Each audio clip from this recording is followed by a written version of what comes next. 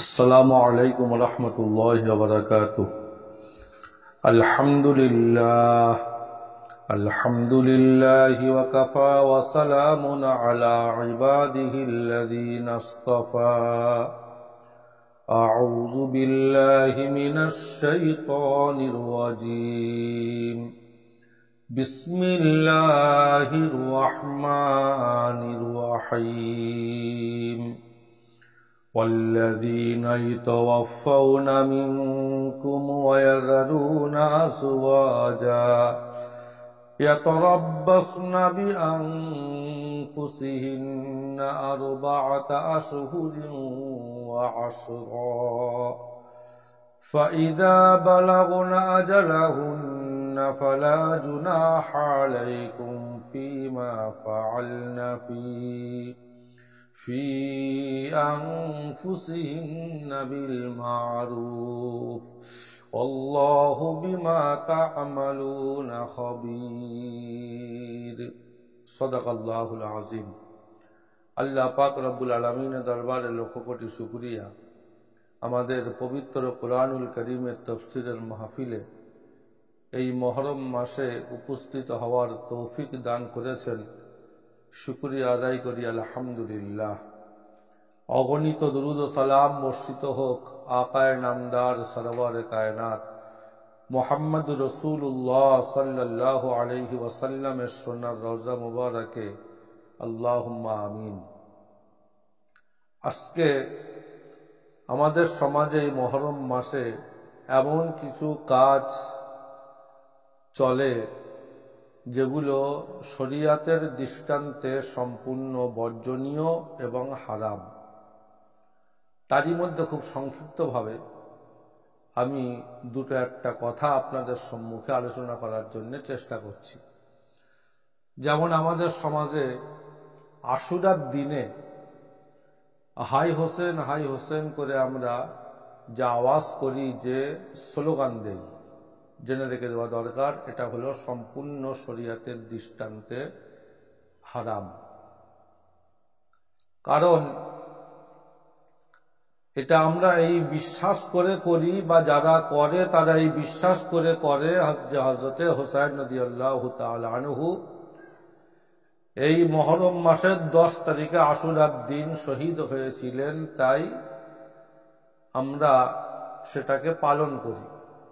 তাই যদি হবে তো তাহলে আমাদের জেনে রেখে দেওয়া দরকার, হযরতে হুসাইন রাদিয়াল্লাহু তাআলা আনহুর ঘটনা যেমন এই মুহররম মাসের 10 তারিখে হওয়ার কারণে যদি আমরা হাই হোসেন করি, তাহলে আরো অনেক সাহাবায়ে কেরাম এই পবিত্র মুহররম মাসে শহীদ হয়েছিলেন, তাহলে সেই দিনগুলোও পালন করা দরকার।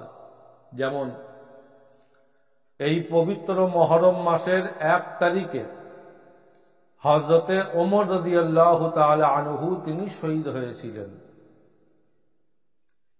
হযরতে ওমর রাদিয়াল্লাহু তাআলা আনহু হযরতে হুসাইন রাদিয়াল্লাহু তাআলা আনহুর অনেক আগের এবং বয়স্ক এবং অনেক আগের নবীর তিনি সাহাবা, এবং হযরত ওমর রাদিয়াল্লাহু তাআলা আনহু তার বিরাট বৈশিষ্ট্য আল্লাহ পাক রব্বুল আলামিন তিনি দান করেছিলেন।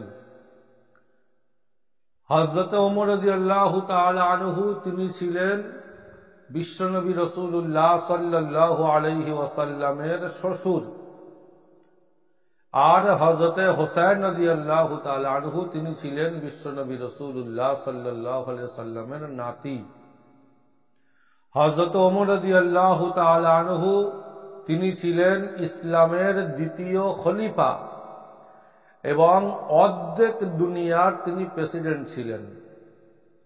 হযরতে ওমর রাদিয়াল্লাহু তাআলা আনহু তার রায়ে আল্লাহ পাক রব্বুল আলামিন কোরআনের একাধিক আয়াত তিনি অবতীর্ণ করেছেন। তার এরকম সম্মান ছিল রব্বুল আলামিনের দরবারে। নম্বর 4, বিশ্বনবী রাসূলুল্লাহ সাল্লাল্লাহু আলাইহি ওয়াসাল্লাম বলেছেন, লাউ কানা নাবিয়্যাম বাদি লাকানা উমর। আমি নবী আমার পরে যদি কারুর মধ্যে নবী হওয়ার মতো যোগ্যতা যদি থাকতো তাহলে হযরতে ওমরের মধ্যে আল্লাহ পাক দান করেছিলেন, তিনি নবী হতেন। কিন্তু আমি শেষ নবী, আমার পরে আর কেউ নবী হবেন না। এইভাবে হাজারো বৈশিষ্ট্য হযরত ওমর রাদিয়াল্লাহু তাআলা আনহুর আছে। তো তিনি তো শহীদ হয়েছিলেন এই মুহররম মাসের 1 তারিখে।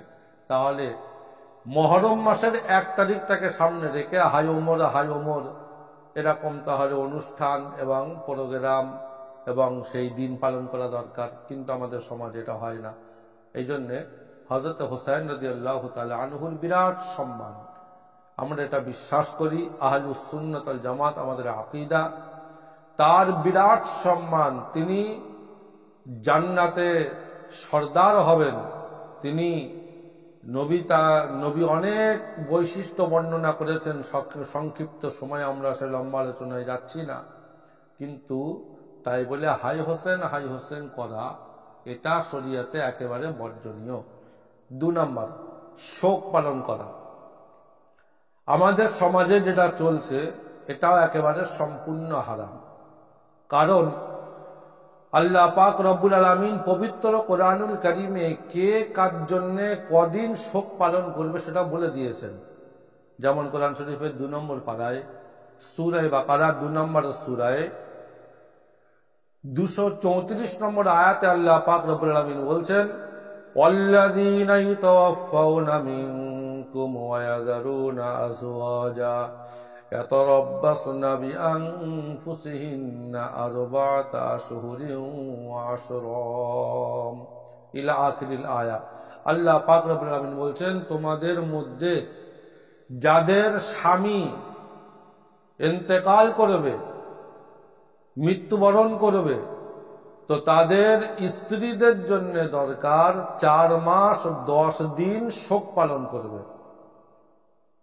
এই আয়াতের তাফসীরে আমরা আহলুস সুন্নাত ওয়াল জামাত আমাদের আকীদা, উলামায়ে কেরামরা এই ফতোয়া বর্ণনা করেছেন, অন্য কেউ যদি মারা যায় তো তার জন্য 3 দিন শোক পালন করা যায়। 3 দিনের বেশি আর কারোর জন্য কোন রকম শোক পালন করা যায় না। সুতরাং হযরতে হুসাইন রাদিয়াল্লাহু তাআলা আনহু তিনি তো আজ থেকে 1300 বছর আগে তিনি আমাদের থেকে বিদায় নিয়েছেন। তাহলে 1300 বছর পরে এখন শোক পালন করা এটা শরীয়তের কোনো মসলা নেই। সুতরাং এটা সম্পূর্ণ বর্জনীয়। 3 নাম্বার, আমাদের সমাজে এই 10 তারিখে মুহররম মাসে আশুরার দিনে কালো পোশাক, পাগড়ি এবং হাতে পটি বাঁধা হয়। এটা একেবারে সম্পূর্ণ হারাম, জেনে রেখে দেওয়া দরকার। আল্লাহ পাক রব্বুল আলামিন পোশাকের একটা আসর রেখে দেন। পোশাক যেমন হয় তার একটা আসর পড়ে। সুতরাং কালো পোশাক, কালো পাগড়ি এটা হলো আহলুস সুন্নাত ওয়াল জামাতের মান্যওয়ালাদের জন্য নয়, এটা শিয়ারা ব্যবহার করে। তাহলে আমার মধ্যে শিয়ার প্রভাব পড়বে। লেবাস পোশাকের একটা আসর থাকে। যেমন আল্লাহ পাক রব্বুল আলামিন পবিত্র কোরআনুল কারীমের মধ্যে বলছেন, ফাউলকিয়াস সাহারাতু সাজিদিন ক্বালু আমান্না বিরাব্বিল আলামিন রব্বি মূসা ওয়া হারুন।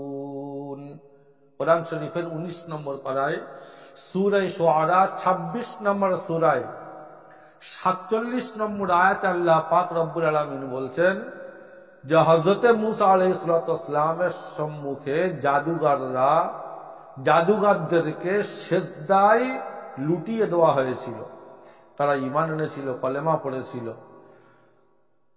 ৭২,০০০ এই আয়াতের তাফসীরে মুফাসসিরিনরা বলেন ৭২,০০০ জাদুগার তারা ঈমান এনেছিল। তো মূসা আলাইহিস সালামের সঙ্গে বাহাস করতে এসে, জাদুর মোকাবেলা করতে এসে তাদের ঈমান নসিব হলো কিসের বরকতে? মুফাসসিরিনরা অনেক কারণ বলেছেন। তার মধ্যে বিশ্ববিখ্যাত মুফাসসিরিনদের মতে এই ঈমান তাদের নসিবে হয়েছিল এই জন্যে যে এই ৭২,০০০ জাদুঘররা হযরতে মূসা আলাইহিস সালাতু ওয়াস সালামের মতো পোশাক পরে তারা ওই জাদু দেখাতে এসেছিল, ওই লাঠির জাদু দেখাতে এসেছিল। তো আল্লাহ পাক রব্বুল আলামিন হযরতে মূসা আলাইহিস সালাতু ওয়াস সালামের পোশাকের মতো পোশাক ওই জাদুঘররা তারা পরেছিল, তার কারণে তাদেরকে কুফরি, শিরকি, বেঈমানি থেকে তাদেরকে হেদায়েত এবং ঈমান আল্লাহ পাক নসিব করেছিলেন। সুবহানাল্লাহ। সুতরাং পোশাকের একটা আসর থাকে, উর্দুতে বলে জায়সা লেবাস ওয়সা আসর। সুতরাং 10 মুহররম আশুরার দিনে কালো পোশাক পরা, পাগড়ি পরা, পটি বাঁধা, এটা বেঈমান, কাফের, ইহুদি, শিয়াদের এটা অনুসরণ করা হবে। এটা একেবারে ওই দিন পুরো বর্জনীয়। এমনকি ওলামায়ে কেরামরাও ফতোয়া দিয়েছেন যার কালো পোশাক পরা অভ্যাস সে যেন আশুরার দিন মুহররমের 10 তারিখে ওই দিন যেন কালো জামা, পায়জামা, পাগড়ি যেন না পরে। আবার অন্যদিন পড়ুক, একেবারে জামাটা ছিঁড়ে ফেলতে হবে না, আবার অন্যদিন পরবে, কিন্তু ওই দিন যেন কালো পোশাকটা যেন না পরা হয়। এইভাবে সময় যেহেতু কম, এই জন্য আমি খুব সংক্ষিপ্ত করে বলছি। শরবত পান করানো, এটা রাস্তায় রাস্তায় যে করানো হয়। হযরত হুসাইন রাদিয়াল্লাহু তাআলা আনহু তার সঙ্গী সাথীদের পানি পান করানো হয়নি, তাই আমরা দয়া দেখাচ্ছি, লোকেদের পানি পান করিয়ে দেখাচ্ছি, এটা বিলকুল হারাম।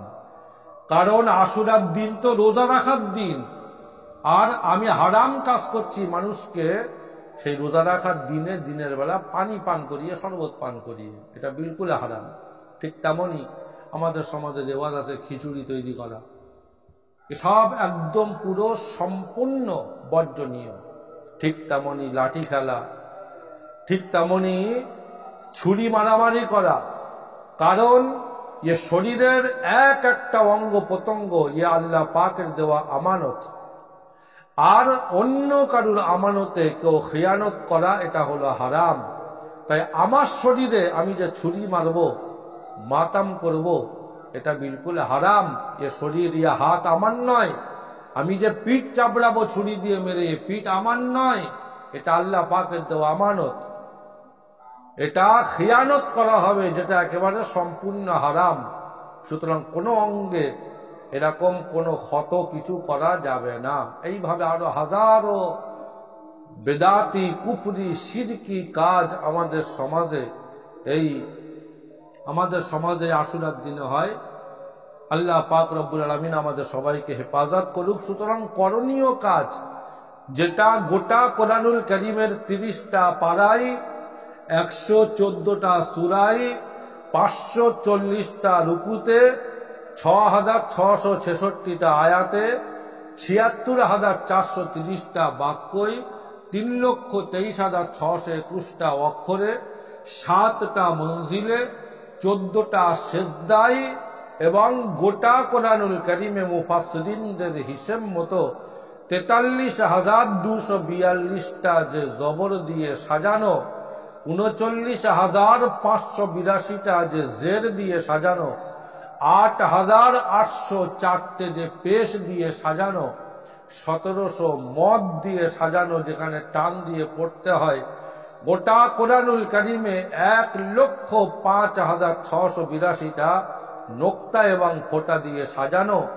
যে কোরআনের বিষয়ে আল্লাহ পাক বলছেন যালিকাল কিতাব লা রাইবা ফি, এই কোরআনুল কারীমের একটা অক্ষর নোক্তা ফোঁটার মধ্যেও কোনো ভুল তো দূরের কথা, সন্দেহ পর্যন্ত নেই। সুতরাং আসমানের নিচে, জমিনের উপরে একমাত্র নির্ভুল কিতাব কোরআনুল কারীমে আশুরার দিনে যেগুলো এইভাবে কোরআনের ব্যাখ্যা হাদিস পাকের মধ্যে, হাদিসের ব্যাখ্যা ইজমার মধ্যে, ইজমার ব্যাখ্যা কিয়াসের মধ্যে, এইভাবে আহলুস সুন্নাত ওয়াল জামাতের আকীদায়, ওলামায়ে কেরামদের ফতোয়ায় যেগুলো করণীয়, সেটা হলো রোজা রাখা, তওবা বেশি বেশি করে করা, আর আত্মীয় স্বজন, নিজের বাড়ির পরিবার লোকেদের জন্য খানা পিনায় অন্য দিনের তুলনায় একটু বেশি ক্ষমতা মতো ভালো ব্যবস্থা করা। এছাড়া বাকি আর যত আমাদের সমাজে যা কিছু করা হয় এগুলো না কোরআনে আছে, না হাদিসে আছে, না ইজমা কিয়াসে আছে। সুতরাং এগুলো সবগুলো হলো হারাম কাজ। আল্লাহ পাক রব্বুল আলামিন আমাদের এই মহরম মাসে এবং আশুরার দিনকে সামনে রেখে যে হারাম কাজগুলো হচ্ছে তার থেকে আমাদের এবং আমাদের সবাইকে আল্লাহ পাক হেফাজত করুক। আল্লাহুম্মা আমিন। আসসালামু আলাইকুম ওয়া রাহমাতুল্লাহি ওয়া বারাকাতুহু।